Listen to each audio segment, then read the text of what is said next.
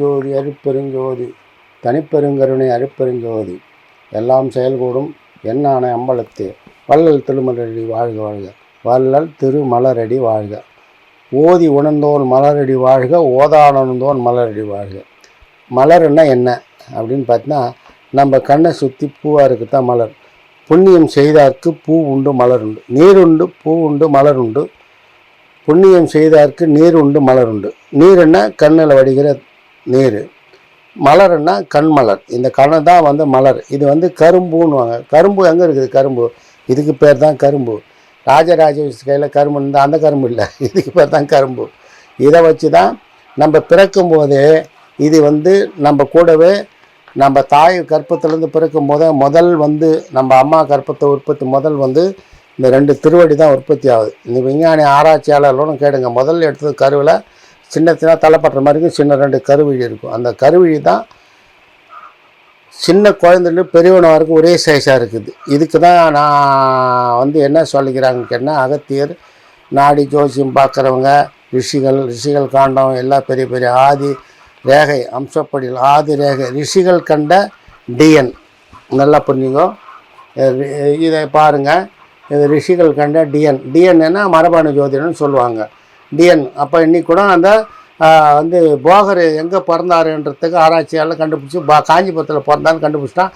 அவர் காஞ்சிபுரத்தில் பழனி போகர் சிலை முருகன் சிலை செய்து நேராக ககன மார்க்கமாக சீனாவுக்கு போய் சீனாவில் தங்கி இன்றைக்கி பெரிய ஒரு பாரம்பரியத்தை இன்றைக்கி எல்லா கலைக்கும் ஆயக்கலை 64 சீனா இன்றைக்கி வளருதுன்னு கேட்டால் இது போகருடைய தத்துவம்.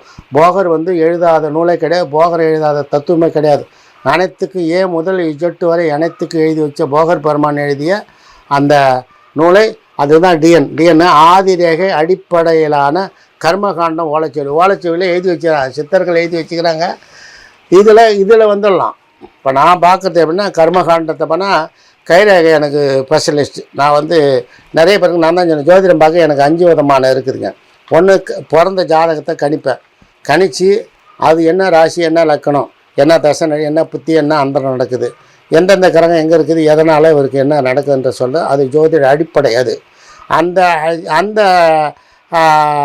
சாஃப்ட்வேருக்கு நாமளாக கணிக்கிறது. இது இறைவன் இல்லை, இதை மனுஷனாக கணிக்கிறது ஜோதிடம். அதேமாதிரி எண்கணிதம் இதெல்லாம் மனுஷனாக கணிக்கிறது. இந்த வாஸ்து சாஸ்திரம் பிறகு முனிக்கு அதாவது வராகி மிகர் எழுதினாருன்னு சொல்கிறாங்க. அதுலேருந்து இப்போ இன்றைக்கி மனுஷனாக கணிச்சு வாஸ்து சாஸ்திரம் பஞ்சபூத தத்துவத்தை விளக்குறாங்க. இது வாஸ்து சாஸ்திரம். இப்போ நான் சொல்லிட்டு கைரேகை, அதாவது ஜாதகம், ஜோதிடம், எண்கணிதம், வாஸ்து சாஸ்திரம், அங்கன்னா கைரேகைன்னா மரபாடு. இங்கே மரபாடு எதில் காட்டுன்னா பாருங்க, இதில் கைரேகை கட்டை வரல பார்த்தாலே புரிஞ்சுக்கும். அவர் கைரேகை முதல்ல ஏன் கைரேகை வைக்க சொல்கிறாங்கன்னா, ஒருத்தர் மாதிரியே ஒருத்தர் கைரேகை அமையத்தில்லை.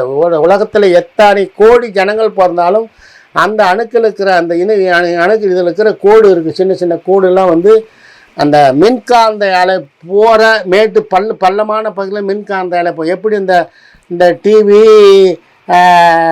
செல்லு எல்லாம் டயர் பண்ணும்போது இது பற்ற வைப்பாங்க பாரு, ரேகை மாதிரி பற்ற வைப்பாங்க. அந்த ஒரு ஈயத்தால் சூடாக லைன்லாம் கட்டுவாங்க.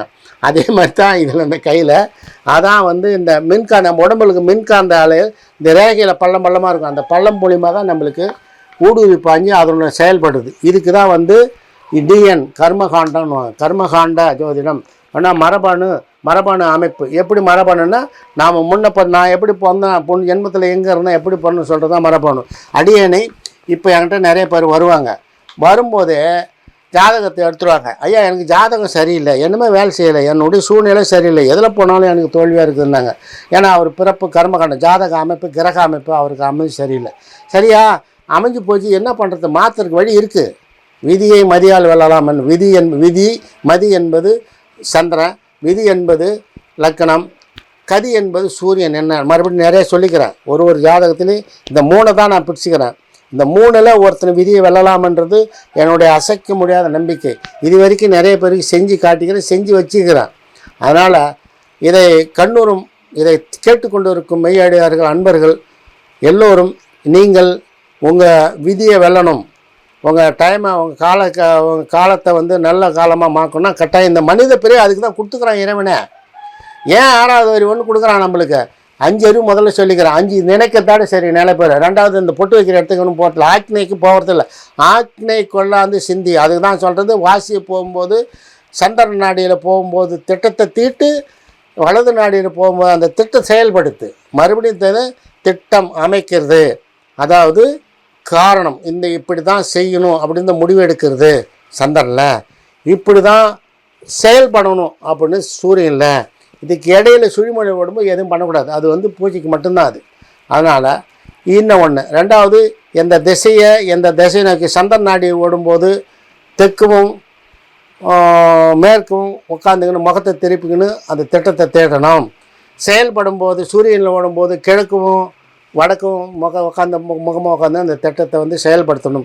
இப்படி செஞ்சால் இறைவன் நம்மளுக்கு, மறுபடியும் சொல்கிறேன், மேலே போங்க. மரபாணுன்றது அண்ட சராசரி விபத்திருக்கிற டிஎன் வந்து மேலே தான் வருது. டிஎன் ஜோதிடம் டிஎன் பார்க்குறேன். எப்படி பார்க்குறேன்னு கேட்டால், முதல்ல ஒரு பேர் சரியில்லை, உங்களுக்கு ராசி சரியில்லைன்னா முதல்ல உன் குலதெய்வத்தை கேட்பேன். ஏன்னு கேட்டால் நீ அந்த வழி தானே வந்தா. குலதெய்வம் முன்னோர்கள், நம்ம பாட்டம் பாட்டி போட்டு தானே வருது குலதெய்வம். இந்த உடம்பு எதால் வந்தது? நம்ம முன்னோர்களால். இந்த முன்னோர்கள், இதுக்கு முன்னோர்கள் யாரால்? நம்ம குலதெய்வம். அந்த குலதெய்வத்தை எங்கன்னு பார்ப்போம். 2வது இஷ்ட தெய்வம்.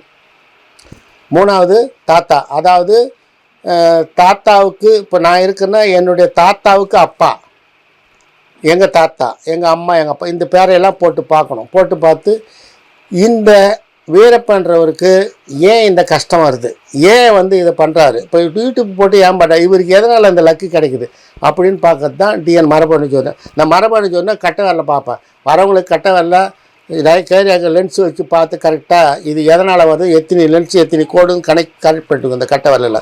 இதில் பாரு, இந்த யூடியூப்பில் இதை கொடுத்துக்குறாங்க பாரு, கட்ட வரல. இப்போ லிங்கம் இருக்குது பாரு, அது கட்ட வரலுடைய ரேகை. அது இந்த கட்ட வரல ரேகையில் இது மரபாடு, நம்ம மரபானுடைய ஜோதிடத்தில் டிஎன். அதுதான் ஓலைச்சுவடியில் பெரிய ஓலைச்சுவடியில் சித்தரில் எழுதிக்கிறாங்க. அந்த ஓலைச்சுவடியில் நம்மளுக்கு வேண்டாம். நான் வந்து இந்த கைரேகையில் இருக்குது. இது வந்து இறைவனால் படிக்கப்பட்ட சாஃப்ட்வேருக்கு. இந்த ஜோதிடம் எழுதுறது, பேனாவில் எழுதுறது, மையில் சாஃப்ட்வேரில் கம்ப்யூட்டரில் போகிறதுல இதெல்லாம் மனுஷன் பண்ணுறது. இந்த சாஃப்ட்வேருக்கு இறைவனாக பண்ணுறது. இந்த உடம்பு இந்த சாஃப்ட்வேருக்கும் உடம்புன்னு அதான் நான் மறுபடியும் சொல்லிக்கிறேன். இது பாரதம் சொல்லிக்கிறேன். பாரதம்னா பார்க்குது, 2 கண்ணு. இது ரதம் மாதிரி எங்கே வேணாலும் நடக்க போக ரதமாகுது. இந்த உடம்பு தான் ரதம், வேறு எங்கேயும் தேடாதீங்க.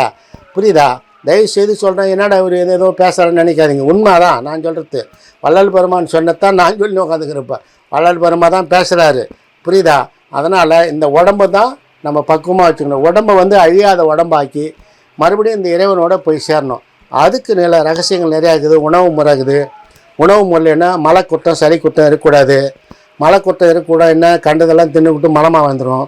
கூடுமான வரைக்கும் அதாவது அழுகாத பொருள் என்ன? தேன் அழுகாது, நாட்டு சர்க்கரை அழுகாது, கல்கண்டு அழுகாது. நல்லா புரிஞ்சுக்கோ. இதெல்லாம் வந்து சாப்பிட்ணும், உணவில் சேர்த்துக்கணும். 2வது, கூடுமான வரைக்கும் உணவு கொஞ்சம் திட ஆகாரத்தை நிறுத்திட்டு திரவ ஆகாரமாக சாப்பிட்ணும். திரவ ஆகாரம்னா என்னென்ன சாப்பிட்லாம்? தண்ணி சாப்பிட்லாம். நிறைய தண்ணி வள்ளலார் சொல்லிக்கிறார். மழை தண்ணி பிடிச்சி வச்சு அந்த தண்ணியை நல்லா சூடு பண்ணி அதுக்குள்ளே சுக்கு எடுத்து, அந்த சுக்கு மேலே இருக்கிறது பட்டை இருக்குது, அதில் விஷத்தன்மை இருக்குது. அதை சுண்ணாம்பு நெருப்பில் காட்டி சுட்டு அந்த இதெல்லாம் நீக்கிட்டு அதை பொடியாக்கி தண்ணியில் கலந்து சாப்பிடு. வச்சிரம் பசி எடுக்காது, உடம்பு தேகம் அழியாது, வச்சிர தேகமாகவும் நல்ல வந்து ஞான தேகம் அடையாது. அதாவது தூய்மையான பரிசுத்தமான தேகமாகும். அப்போது மலை குற்றம் இருக்காது, சளி குற்றம் இருக்காது. சளி இங்கே வராது. சளி குற்றம் வராததுக்கு கரிசலாங்கனை சொல்லிக்கிறாரு. ஐயா சொல்லிக்கிறாரு, கரிசாலை, வல்லாரை, தூதுவேலை, மொசுமொசிக்கை, புளியாரை, இந்த 5 கீரையும் சாப்பிட சொல்லிக்கிறாரு. 5 கீரையும் சாப்பிடுங்க. தூதுவேலை ஒரு பெரிய ஞான மூலிகை. கரிசலாங்கண்ணி வந்து இரும்பு சத்து உடையது. நல்லா புரிஞ்சுக்க. கரிசலாங்கண்ணியில் ஒரு பெரிய சக்தி பாட்டு, அந்த கரிசாலை அப்படின்ற பேருக்குள்ள ஒரு சக்தி, ஒரு இறை சக்தி அடங்கியிருக்கு. இறையனுடைய திருநாமம் அடங்கி. என்னன்னு கரி சிவலாங்கண். அந்த செடிக்கு பேர் கரி சிவலாங்கண்.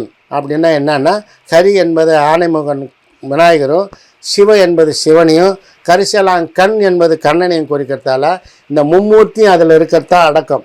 அதான் முந்தி பிறந்த ஈசன் மைந்தன் பேரும். இதை வந்து நான் சொல்லலை, சித்தர்கள் பாட்டு சொல்கிறாங்க. அந்த முந்தி பிறந்த ஈசன், முந்தி பிறந்த ஈசன் மைந்தன், மைந்தனே யார்? விநாயகர். அதான் கரிசலாம் கண், கரிசலாம் கண். முந்தி ஈசன் மைந்தன் பேரும், முப்புறத்தை தான் எரித்த ஈசன் பேரும், இப்புவியில் வெண்ணெய் உண்ட மாலின் திருமால் பேரும், இம்மூன்றின் ஒரு பூண்டின் பேர் என்று செப்பலாமேன்னு வந்து இது வந்து ஓலைச்சுவடியில் இருக்குது. இதுக்கு எல்லாத்துக்கும் இருக்குது, புரியுதா? அப்போ கரி என்பது கணபதியும், சிவனையும், கண்மது கண்ணனை, இந்த 3 பேர் சேர்ந்தால் கரிசலம். இந்த 3 சேர்ந்தத்தான் வல்லமை, சக்தி வாய்ந்த ஞான மூலிகை. மெய்யன்பர்கள், இது கேணு அன்பர்கள் இதை தெரிஞ்சுக்கிட்டு உங்கள் பேர் வந்து அந்த இதில் பார்க்கலாம். டிஎன் பார்த்தா கரெக்டாக திருத்திக்கலாம் ஐயா. அதில் அதுக்கு தான் வந்து டிஎன் இதில் பார்க்க தெரிஞ்சுக்கிட்ட பார்த்து நான் பார்க்கணும்னு சொல்ல. நிறைய பேர் ஐயா நிறைய பேர் இருக்காங்க உலகத்தில். நான் வந்து அட்ரஸ் வந்தால் என்கிட்ட செல்லு கொடுக்குறேன், அதை போய் அவர்கிட்ட பாருங்கள். டிஎன் சோதனை சூப்பராக பார்க்குறான் ஒரு மாஸ்டர். அதை பார்த்து உங்கள் பேரை நல்ல பேரை வச்சு நேர திருத்தி எண்கணிதத்தில் இங்கிலீஷ் ஏன் பண்ணுறதுன்னு கேட்டால், இங்கிலீஷ் எப்படி வேணாலும் கொண்டாடலாம், தமிழை கொண்டாட முடியாது. இங்கிலீஷ் எதில் வேணாலும் சேர்த்துக்கலாம். 27 எழுத்து உலகத்தையே ஆளுது, சொல்லாட்சியாக நடக்குது. தமிழ் இப்போ 246 எழுத்து என்ன பண்ணுது? அதனால் நம்ம தமிழ் எழுத்து மூலம் தான், அதை வந்து குறை சொல்லலை. இருந்தாலும் உங்கள் பேரை மாற்றி சில பேர் சொல்கிறாங்க, சில பழைய சோசியல்லாம் கூட சொல்கிறாங்க, தமிழில் பேர் வச்சு அப்படி இங்கிலீஷில் எப்போ வந்தது? இங்கிலீஷ் தான் ஏன் உலக லெவலில்? நீ உலகம் சொத்தன்னா இங்கிலீஷ் படித்தா தான் நீ உலகத்தை போகலாம். தமிழ் படித்தாங்க எவனும் ஒன்றும் விட மாட்டான், படம் வெளியே நிடுவான். அதனால் இங்கிலீஷ் தான். மொழி பற்று கட்டாயம் தேவை. எல்லா மொழியும் நம்ம மொழி தான், இறைவனோட மொழி தான் எல்லா மொழியும். இதில் இது பேதம், அது நல்லது கெட்டதுன்னு சொல்கிறதுக்கு வாய்ப்பே இல்லை. அவரை கெட்ட யாம் பெற்ற இன்னும் அவங்க பெற்ற என்பதை அவங்கவுங்க அனுபவிக்கணும். அதனால் இடத்துக்கு தகுந்த மாதிரி மொழி சொல்லு மாறி தவிர காலத்துக்கு தகுந்த மாதிரி பரிமாண வளர்ச்சி மாறிச்சு. அதனால் இதை கண்டு உணரும் மெய்யன்பர்கள், இறையடியார்கள், உண்மையிலே சொல்கிறேன், இதை தத்துவத்தை உணர்ந்தவங்க என்கிட்ட தொடர்ந்து டிஎன் முறைப்படி உங்களை பேரை அமைச்சு தரப்படும். இதை கண்டு உணரும் மெய்யன்பர்கள் என்னிடம் நேரில் வந்து கைரேகையை கைரேகை கட்டாயம் பார்ப்போம். கைரேகை 100%. நான் மறுபடியும் சொல்கிறேன், கம்ப்யூட்டரில் சோதி சாஃப்ட்வேருக்கெல்லாம் மனுஷனாக பண்ணுறது. இதை மறுபடியும் திருப்பி வரும் உங்களுக்கு நினைவூட்டுறதுக்காக சொல்கிறேன். ஜாதகம் இது மனுஷனாக பண்ணுறது. கையில் மூளைக்கும் கைக்கும் நெருங்கி என்ன நினைக்கி இடி மின்னல் விடுற மாதிரி கைரேகை அந்த கோடு கூட வருது. அந்த கோடு என்ன கோடுன்னு பார்த்து சொல்கிறது தான் இந்த கைரேகையுடைய ஞானம். அப்போது கட்ட விரலில் தான் பிரபஞ்ச சக்தி இறைவன். இவங்க 4 பேர், ஆணவம் கண்மை மாய், இவங்க 4 பேரும் இறைவன் வருவான். இவங்க 4 பேர் சேர்ந்து இவர் ஒருத்தர் தான் முடிக்கிறார். அப்போ இவருக்கு இப்போ இந்த கட்டவலுக்கு எப்போ இவங்க பேராற்றல். இது வந்து ஞான சக்தி உடையது இறைவன். இது மனுஷன். இது ஆணவம் கண்மை மாயை. என்ன சொல்கிறாரு? இதை 3 ஆணவம் கண்மை மாயை நீக்கி சின்மத்தில் போகிறது என்னோடய அறிவு தான். என்னோட சேர்ந்து இறைவனோட நீ சேர்ந்துக்க, உனக்கு அழியா தேகத்தையும் அழியா போக நான் தரேன்னு சொல்கிறாரு. இதுதான் சின்மத்தினுடைய பலன். இதுதான். அதனால் மெய்யன்பர்கள் இதை கேட்டு உணர்ந்து என்னிடம் தொடர்பு கொண்டு உங்கள் குறைகளை தீர்த்து சீரும் சிறப்புமாக வாழ உங்களை அன்போடு கேட்டுக்கொள்ளணும். அருட்பெருஞ்சோதி, அருட்பெருஞ்சோதி, தனிப்பெருங்கருணை, அருட்பெருஞ்சோதி.